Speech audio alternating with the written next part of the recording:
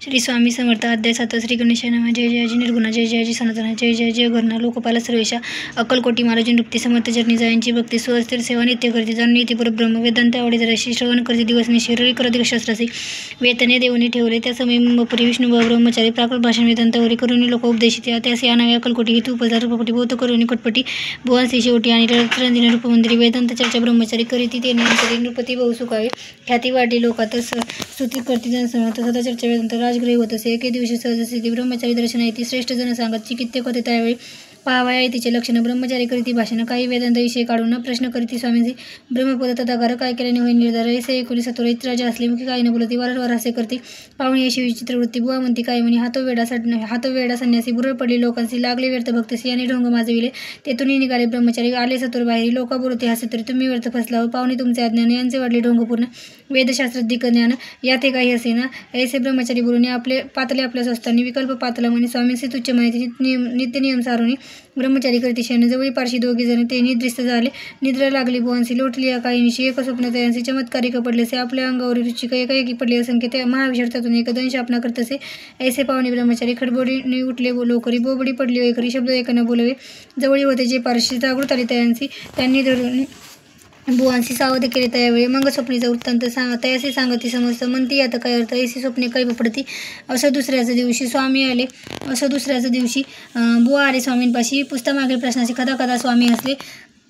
मग काय बोलते यतीश्वर ब्रह्मपदाकारे होण्याविषयी अंतर जरी इच्छित असे तरी स्वप्नी देखोनी वृचिकांशी काय म्हणून व्यालासी जरी वृताभय म्हणतसे मग ब्रह्मपद जाण्याचे कसे ब्रह्मपद तदाकर होणे हे नवे सोपे बोलणे असे लागते कष्ट करणे फुकट हाताने यायची बुवान प्रति पटली कोणतरी तत्काळ स्वामीचरण प्रेमाश्रूंनी भरले नाही न कंठ असतात तिथं त्या समयापासून भक्ती जडली स्वामीचरणी अहंकार गेला गृहिणी ब्रह्मपद योग्य झाली ती श्री स्वामी चित्र सरामत नाना प्राकृत कथा समंत सदा परिषद भावी भक्त सप्तमाध्याय घोडा श्री राजाधिराज योगीराज श्री स्वामी समर्थपमस्तु अध्याय 8 श्री गणेशाय नमः. जय जयाजी सुखधामा, जय जयाजी परब्रह्मा, जय जय भक्तजन विश्रामा, अनंत वेश अनंत राजे निजाम सरकार त्यांचे पदरी उत्तरदार राजराय बहादूर शंकरराव नामक 6 लाखांची जागीर त्याप्रती सकल सुखे अनुकूल असते विपुल संपत्ती संगती काही कमती असे ना परिपूर्व कर्मागत तया लागला ब्रह्मसंबंध उपाय केले नानाविध परिबाधा न सोडी संबंध बाधास म्हणून चैन पडे रात्रंदिन गेले शरीर सुख न गोड न लागे अन्न पाणी नावडे भोगविलास सुख भोग कैसा त्यास निद्रा न्यायची रात्रंदिवस चिंतन नवे पोळले केले कित्येक अनुष्ठाने तैशीच ब्राह्मण संतर्पणे बहुसाल दिली दाने आरोग्य व्हावे म्हणून विटले संसार सौख्यासी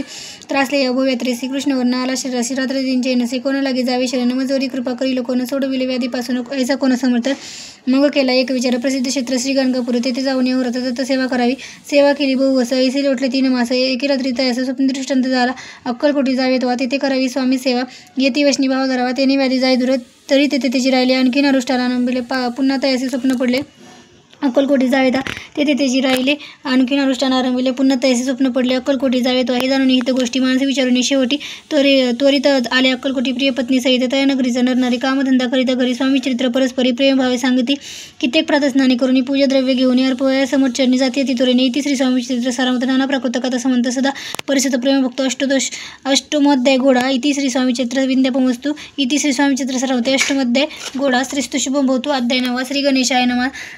श्री गणेशाय नमः. घरोघरी स्वामी कीर्तनी नित्यवती ब्राह्मण भोजने स्वामी नामाची जपध्याने अखंडित चालती दिगंतरी गाजली ख्याती कामना धरून चित्ती बहुत लोक दर्शन येते अक्कलकोटी नगरात ब्राह्मण क्षेत्रीय वैशाधिक शूद्र आणि अनामिक पारसी वनभाविक दर्शन येते धावणी यात्रेची गर्दी भारी सदानंदवी नगरी साधू संत ब्रह्मचारी फकीर संन्यासी इतिपैकी ती वर्ण महिमानाचे ते उतरले परब्रह्म ते नगरी वैकुंठधाम प्रत्यक्ष भासू लागला असो ऐशा नगरात शंकरराव प्रवेशित आनंदमय झाले चित्त समाधान वाटले जे होते स्वामी सेवक त्यात सुंदराबाई मुख्य